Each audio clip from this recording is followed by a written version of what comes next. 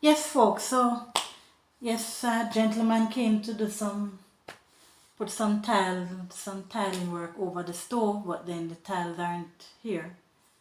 They're over another place, so he has to wait until we get them until they're bought over tomorrow. So, good thing, at least I can get to do my reading, because when he came, I was just about to read.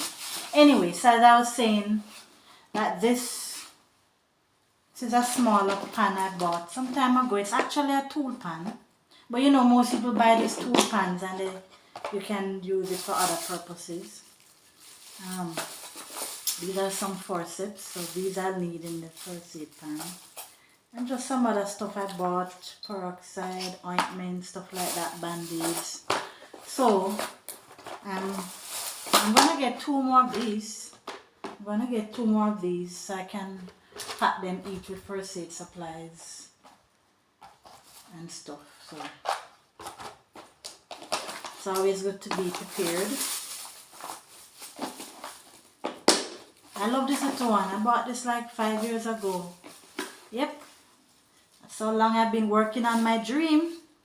But that's how life is. You have to work on, keep working on your dream and believe in what you want. Even if it takes a long time. And persons have said to me, Lord Karen, look how long you say you're doing this place and open yet and that. I said nothing happened before the time. And I've been waiting on the different authorities and stuff. So, that's a part of it as well, and doing what I have to do. So it's just life. You have to just keep at it. And one day, your dream will come true. So that's just how it is sometimes. Some things take a long time. Anyway, enough of my chatting. So that's what I came to do today, and to sort out some stuff that I have in the box there.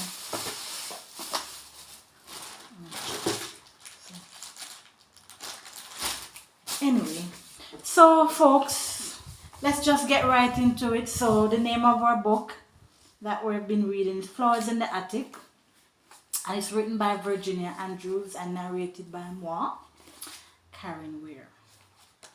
I just love saying moi, it just sounds so nice. I love saying me, moi. So we're still at chapter 12, not finished yet, and we're just gonna go right into it.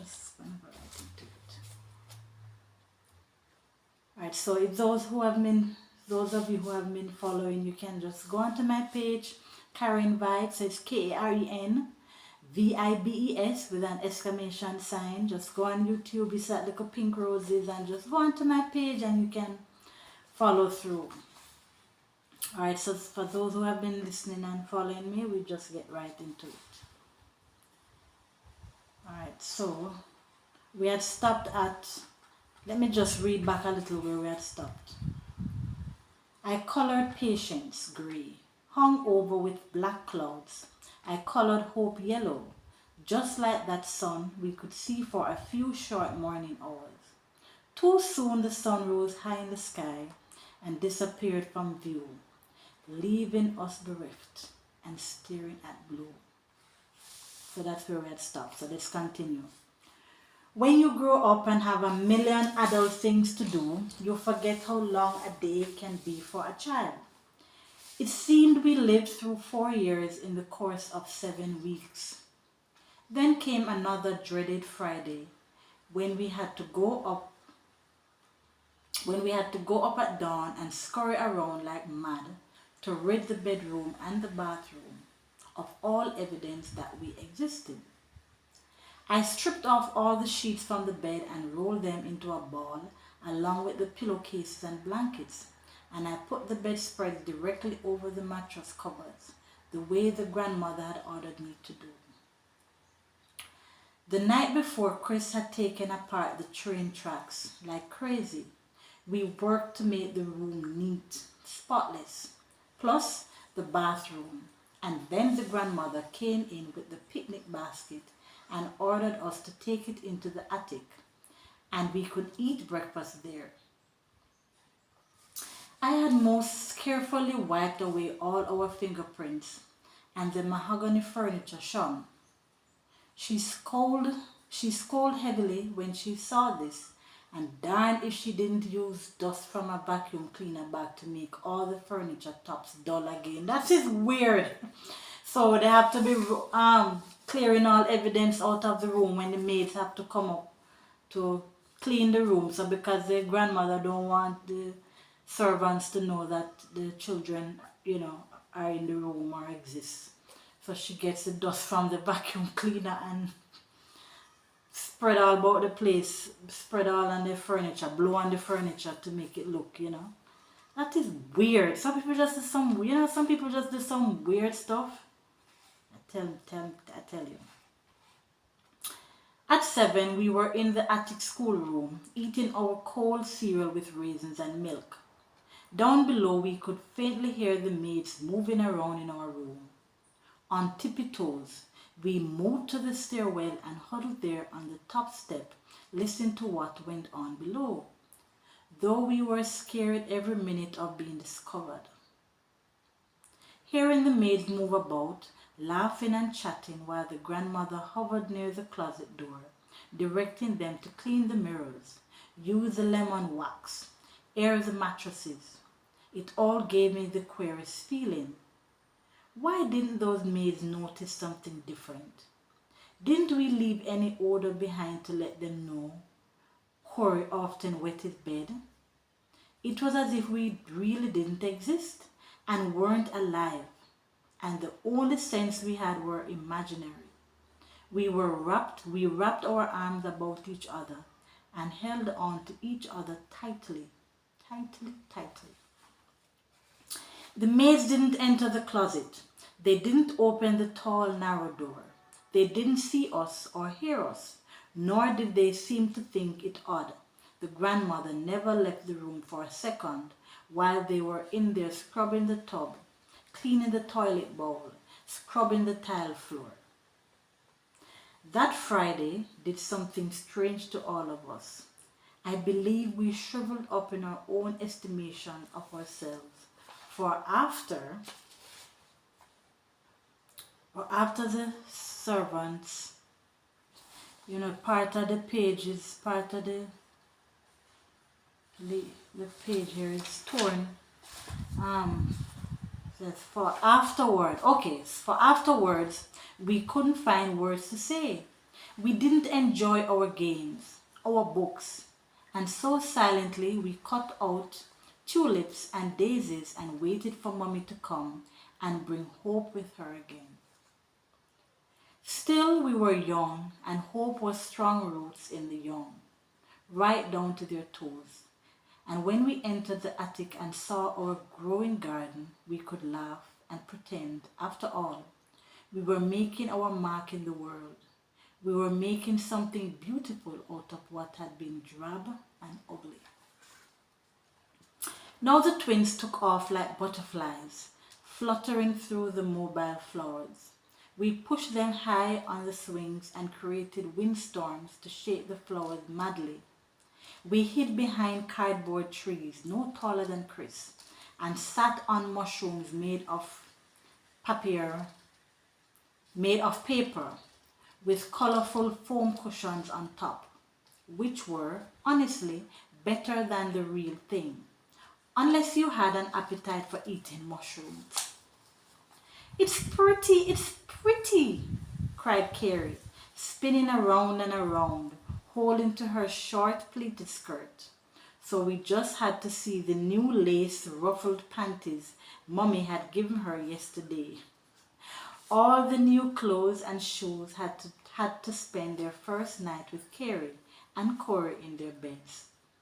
It's terrible to wake up at night with your cheek resting on the sole of a sneaker. I'm going to be a ballerina too, she said happily, spinning and spinning until she eventually fell. And Corey went rushing to see if she had hurt herself. She screamed to see the blood ooze from a cut on her knee. "Ooh, I don't want to be a ballerina if it hurts," she said. I didn't dare let her know it hurt. Oh boy, it did hurt. Yesterdays ago, I'd ambled through real gardens, real forests, and always I felt their mystical aura, as if something magic and marvelous was waiting just around the bend to make our attic garden enchanted too. Chris and I crawled around and drew white chalk daisies on the floor, joining them in a ring. Inside that fairy ring of white flowers, all that was evil was banished. There we could sit cross-legged on the floor, and by the light of a single candle burning, Chris and I would spin long, involved tales of good fairies who took care of small children and wicked witches who always went down in defeat. Then Corey woke up. As always, he was the one to ask the most difficult questions to answer. Where has all the grass gone? God took the grass to heaven, and thusly Carrie saved me from answering. Why? For Daddy likes to mow the lawn. Chris' eyes met with mine, and we'd thought they'd forgotten Daddy. Corey puckered up his faint brows, staring at the little cardboard trees Chris had made. Where are all the big trees? Same place, said Carrie. Daddy liked big trees. This time my eyes took wild flight. How I hated lying to them, telling them this was only a game, an endless game. An endless game they seemed to endure with more patience than Chris or me. And they never once asked why we had to play such a game.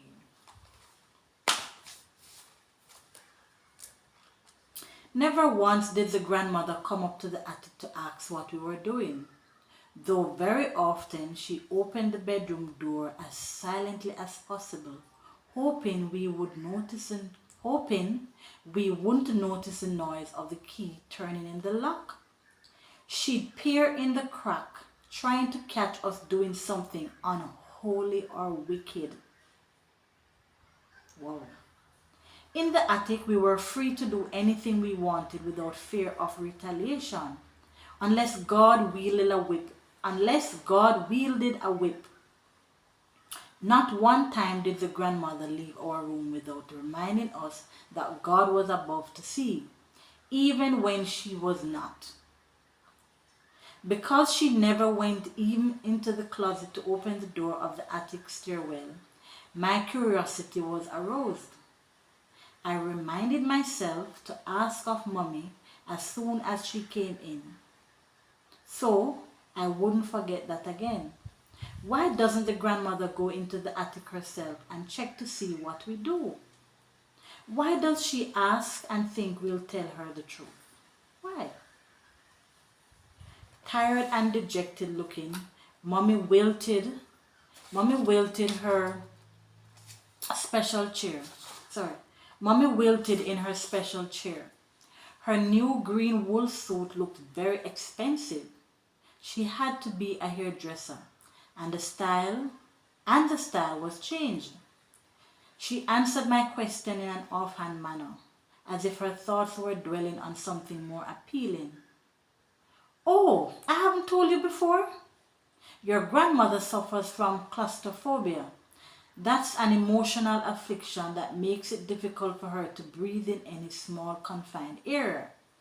You see, when she was a child, her parents used to lock her in a closet for punishment. Wow. How difficult to think that large old woman had once been young and small enough to punish. I could almost feel sorry for the child she'd been, but I knew she was happy to see us locked up.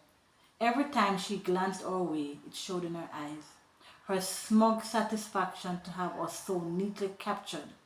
Still, it was a peculiar thing that fate would give her such a fear, and thus give Chris and me reason enough to kiss the dear, sweet, closed walls of that narrow passageway. Often Chris and I speculated of how all the massive furniture had been taken up into the attic. Certainly, it couldn't have been maneuvered up through the small closet and then up the stairway, which was barely more than a foot wide. And though we searched diligently to find another larger doorway into the attic, we never found one. Maybe one was hidden behind one of the giant armoires, too heavy for us to move. Chris thought the largest furniture could have been hauled up to the roof, then passed through one of the big windows. Every day the witch grandmother came into our room. My goodness, you heard them call her the witch grandmother. Every day the witch grandmother came into our room to stab with her flintstone eyes, to snarl with her thin crooked lips. Every day she asks the same old questions. What have you been up to? What do you do in the attic? Did you say grace before today's meal? Did you go down on your knees last night and ask God to forgive your parents for the sin they committed? Are you teaching the youngest two the words of the Lord? Do you use the bathroom together, boys and girls? Boy, did her eyes flash mean then? Are you modest, always? Do you keep the private parts of your bodies from the eyes of others? Do you touch your bodies when it's not necessary for cleanliness? Oh Lord, what kind of question is she asking the children? Mercy goodness, I tell you folks, I have throughout my lifetime, I have met some weird, strange people. They ask some weird questions, they do some weird stuff. Just excuse me a minute, let me see, I think I hear the gate opening.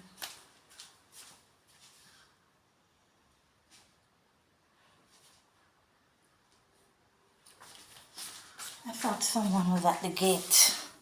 Yeah, you have some weird people out there in the world, because I don't know what, even although this is just a story, but it's just a story reading here now, but you have some people out there who are worse than this. Weird, I'm telling you. Anyhow. And it's different from when you say someone is weird in a good way, but you have some people weird in a bad way. After some mean thing, you have to just wonder. Alright, now let's continue. God, how dirty she made skin seem. Yes, and you have some people this way, the way they talk about their bodies, and if you do this and if you do that, as if, they behave as if they're not humans. Or, just some things, some people just behave, the way some people just behave as if they're not humans. No, they don't have feelings, they don't, how should I put it?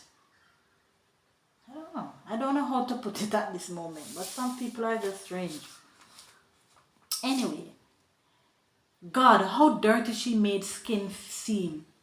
Chris laughed when she was gone. I think she must glue on her underwear, he joked. Lord have mercy. Oh, my Father. No, she nails it on, I topped. Have you noticed how much she likes the color gray? Noticed? Who wouldn't notice? Always gray. Sometimes the gray had fine pinstripes of red or blue, or a dainty plaid design, very faint, or jacquard, but always the fabric was taffeta, with the diamond brooch at the throat of a high and severe neckline, softened a bit by hand crocheted collars. Mommy had already told us a widow lady in the nearest village custom made these uniforms that looked like armor. This lady is a dear friend of my mother's, and she wears gray because it is cheaper to buy material by the bolt than by the yard. And your grandfather owns a mill that makes the fine fabrics down in Georgia somewhere. Good golly, even the rich had to be stingy. As I am reading this, I remember somebody was telling me the other day that there was this gentleman. I think he lives in Trelawney, and they were saying that this man was so wealthy. He died now, but they said the man was so wealthy. He never put his money in the bank. When he had his money, he put in a mattress, hide it all over the house, in the couch, and the boxes. And they said when he died, the money that he had, they were stuck together. For years he had the money like that, they were stuck together, and this money smelled so bad. Some of them were damp and moldy and stuff like that. And I said, my goodness, and he never hardly spent any money on himself. Always wearing these tore up clothes. Never fed himself properly, just saved and saved and saved all that money. I think they found nearly over, they say it's nearly $1 million or over that him hide. Different from money that he had in other places. Hide all over the house. Mercy, goodness gracious. And it's somebody, it's not a made up story, somebody that I know very well was telling me. I said, wow.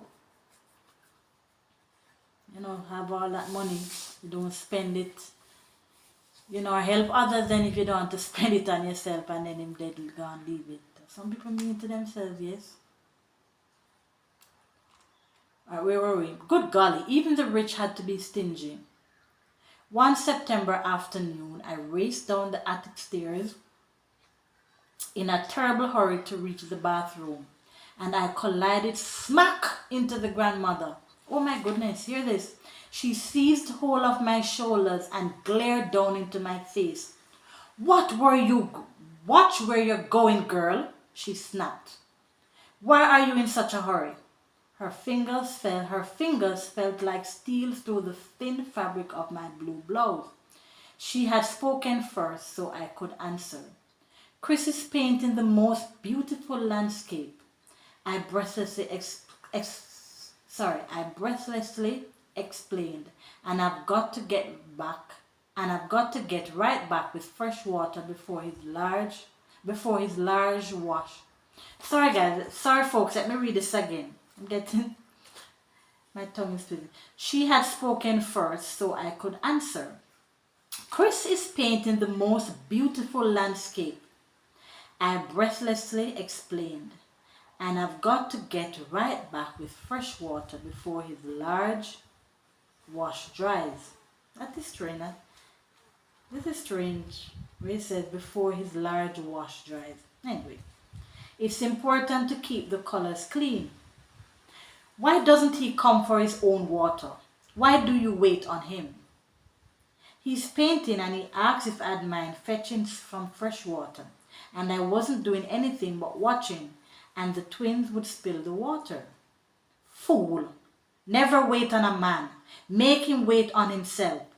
Now, spill out the truth. What are you really doing up there? Mercy goodness, and the lady, the child just tell her. Honest, I'm telling the truth. We're working hard to make the attic pretty so the twins won't be afraid up there. And Chris is a wonderful artist. She sneered and asked with contempt, how would you know? He is gifted artistically, grandmother. All his teachers said so. Has he asked you to pose for him without clothes? Mercy me, this lady is crazy. I was shocked. No, of course not. Then why are you trembling?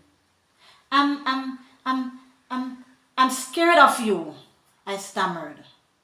Every day you come in and ask what sinful, unholy thing we're doing, and truly I don't know what it is you think we're doing. If you don't tell us exactly, how can we avoid doing something bad, not knowing it is bad? She looked me over, down to my bare feet, and smiled sarcastically. Ask your older brother. He'll know what I mean. The male of the species is born knowing everything evil. Boy, did I blink. Chris wasn't evil or bad. There were times when he was tormenting, but not unholy. I tried to tell her this, but she didn't want to hear.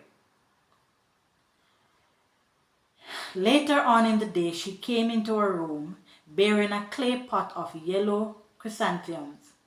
Striding directly to me, she put that pot in my hands. Here are real flowers for your fake garden, she said without warmth. It was such an unwitch-like thing for her to do. It took my breath away. Was she going to change, see us differently? Could she learn to like us? I thanked her effusively for the flowers. Perhaps too much, for she spun around and stalked out as if embarrassed. I guess even the tough-hearted person sometimes have a little heart. Carrie came running to put her small face into the mass of yellow petals. Pretty, pretty, she said. Kathy, can I have them? Of course she could have them. With reverence, that pot of flowers was placed on the eastern windowsills in the attic to receive the morning sunshine. There was nothing to see but hills and far-off mountains and the trees in between. And above everything hovered a blue mist. The real flowers spent the nights with us, so the twins could wake up in the morning and see something beautiful and alive growing near them. Isn't that nice? At least the grandmother is horrible, but the grandmother is horrible, but at least she bought them that pot of flowers, so that's nice. So folks, we're going to pause right there for today, and we will be back in short order. We'll be back. We're getting there, books will finish. We're getting there. We're getting there, and I hope you're enjoying the story. So please remember to like, subscribe, and share, and leave your comments. Would really be appreciated. So I'm gonna finish doing my pans, setting up my first aid pans, and I'm gonna set up some flower pots outside. I'm gonna finish sorting out that box that I have in the room there. As soon as everything is finished, folks, I'll show you what's going on. So thank you for joining me. Do have yourself a wonderful Sunday evening. Enjoy the rest of the Sunday. Have a productive week. And I will be back in short order to finish our story, to read some more of this interesting book. So bye guys. Peace out. Take care of yourselves. Be safe.